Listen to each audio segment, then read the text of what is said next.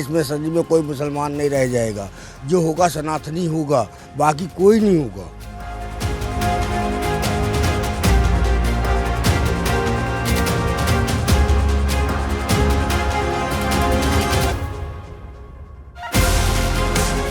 ये अखिलेश खान की सरकार नहीं, ये राहुल खान की सरकार नहीं, ये योगी आदित्यनाथ की सरकार है।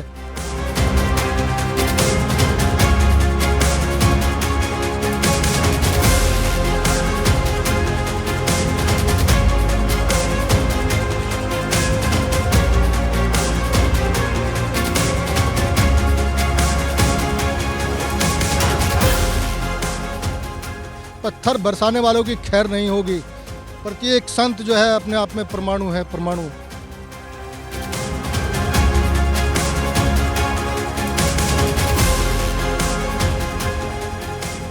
कल तक जो महाकुंभ की धरती पर अपना हक जता रहे थे, जो मौलवी कल तक संगम की रेती को वक्फ बोर्ड की प्रॉपर्टी बता रहे थे, अब उनके जो सुर हैं वो बदल चुके हैं।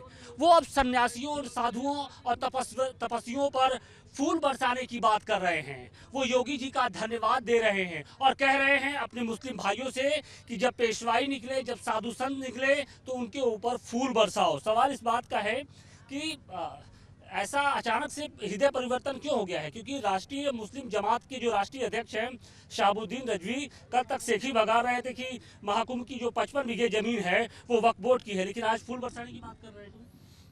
ये देश ही सनातनियों का है, ये देश किसी और का नहीं है। ठीक है जी, ये पत्थर नहीं बरसेंगे, पत्थर का काम नहीं है, अमृत का काम है। अमृत बरसेगा, सभी लोग अमृत बरसाएंगे जब तक योगी जी जिंदा है। ठीक है जी। अचानक से हृदय परिवर्तन क्यों हो गया मौलवी जी? हो जाएगा, सबका होगा जी, सबका होगा। पत्थर बरसाने वालों की खैर नहीं होगी। प्रत्येक संत जो है अपने आप में परमाणु है, परमाणु। याद रहे, ये अखिलेश खान की सरकार नहीं, ये राहुल खान की सरकार नहीं, ये योगी आदित्यनाथ की सरकार है। प्रत्येक संत परमाणु के काम, एक परमाणु के समान है। हाँ, परमाणु के समान है, परमाणु से भी ज्यादा शक्तिमान है प्रत्येक संत।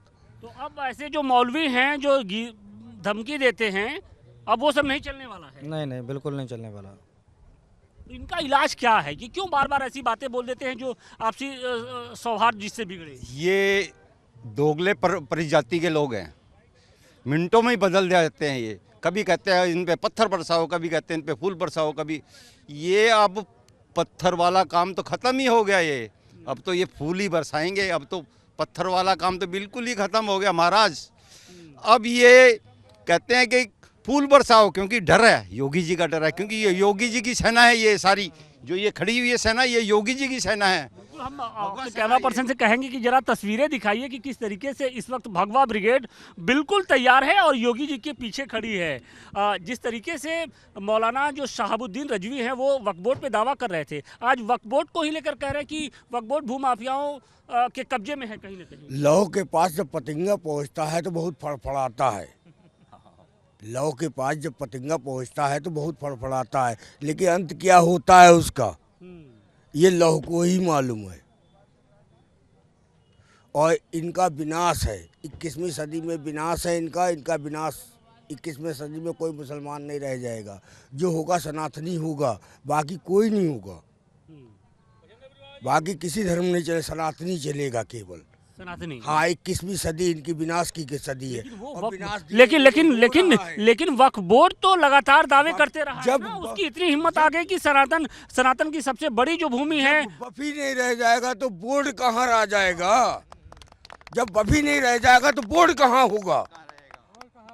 योगी जी ने कहा है कि इस गुंडा बोर्ड को हम खत्म कर देंगे। ये सत्य कहा है योगी जी ने, और ये होना है, ये होना है। ना अखिलेश जी हथेली लगा पाएंगे, ना राहुल जी हथेली लगा पाएंगे। जो होना है सो होना है। 21वीं सदी में विनाश होना है। लेकिन अखिलेश जी तो कहीं ना कहीं पीछे खड़े रहते हैं, उनकी ताकत देते रहते हैं। अखिलेश जी पुराने हैं। अखिलेश जी तो दोगले प्रगति के आदमी हैं। यही उनके पिताजी का नाम रहा था, मुलायम मौलाना। हमारे यहाँ शाहजहाँपुर में मौलाना जी मस्जिदों में जाके निरीक्षण कर रहे थे। मंदिर हमारे किसी ने देखे नहीं, देखे किसी सरकार ने नहीं देखे। योगी सरकार हंटर चला रही है, तब इन मौलानाओं को उनकी आंखें खुल रही है क्या? जी हाँ, यही है। जब तक हम लोग नर्मता बरते तब तक तो मौज लिए, अब हंटर चल रहा है तो मौत आज दिखाई दे रही है, तो हम लोगों के करीब घुस रहे हैं। हम लोग हिंदू राष्ट्र बनाएंगे इसको, सनातन का संदेश पूरी दुनिया में जाएगा। बिल्कुल 100% जाएगा। और ये वक्फ बोर्ड और जो ये मौलवी देंगे ये वक्फ बोर्ड और मौलवी जो है ये अनवांटेड है, ये तो अचानक आ गया ना, ये कैसे, इसका कोई जरूरी नहीं है, इसको हटाना चाहिए। हमारे साथ बातचीत के लिए मौजूद हैं अखिल भारतीय केंद्रीय संत समिति के राष्ट्रीय महामंत्री स्वामी जितेंद्रानंद सरस्वती जी। गुरु जी, कल तक जो महाकुंभ की ज़मीन को वक्फ बोर्ड की प्रॉपर्टी बता रहे थे, आज उनके सुर बदल गए हैं। वो कह रहे हैं कि योगी जी की अपील को मानते हुए जो मुस्लिम भाई हैं वो सन्यासियों पर फूल बरसाएं। भाई, मुसलमानों से हमें फूल की कोई ज़रूरत नहीं है। योगी जी, उत्तर प्रदेश की सरकार और उनका हेलीकॉप्टर पुष्प वर्षा के लिए पर्याप्त है, लेकिन ये ऐसे लोग हैं कि जो बिना पीटे पिटाए मानने वाले नहीं हैं। मैंने पहले भी कहा है, आज भी कह रहा हूँ, हजारों वर्षों का कुंभ और इस्लाम का जन्म ही 1400 साल पहले हुआ। भारत में 6वीं-7वीं शताब्दी में इस्लाम का आगमन हुआ, तो 900 वर्षों के बीच में। और दुनिया में 56 इस्लामिक देश हैं जहाँ पे कोई वक्फ बोर्ड नहीं है। तो हिंदुस्तान की ज़मीनों पे कब्जा करने के लिए ये माफियाओं की गुंडागर्दी है, कोई वक्फ वगैरह का चक्कर नहीं है। ये जब तक लात नहीं खाते तब तक बात नहीं मानते, और बिना लतियाए मानते नहीं है, इसीलिए अब इनके सुर बदल रहे हैं। योगी जी ने भी स्पष्ट तौर पे साफ संदेश दे दिया गया कि जो ये वक्फ बोर्ड के नाम पर गुंडागर्दी चल रही है उसे हम बिल्कुल बर्दाश्त नहीं करेंगे, और एक एक जो इंच की भूमि है उसे हम वापस लेंगे। भाई, मेरे समझ में नहीं आता, जब भारत पाकिस्तान 2 देश बने धर्म के आधार पर, तो पाकिस्तान में जिन हिंदुओं की प्रॉपर्टी रह गई वो सरकार की हो गई, और हिंदुस्तान में जो मुसलमानों की प्रॉपर्टी रह गई वो वक्फ बोर्ड की कैसे हो गई, अल्लाह ताला की इनकी ज़मीन कैसे हो गई। इसलिए ये फालतू की बातें हैं।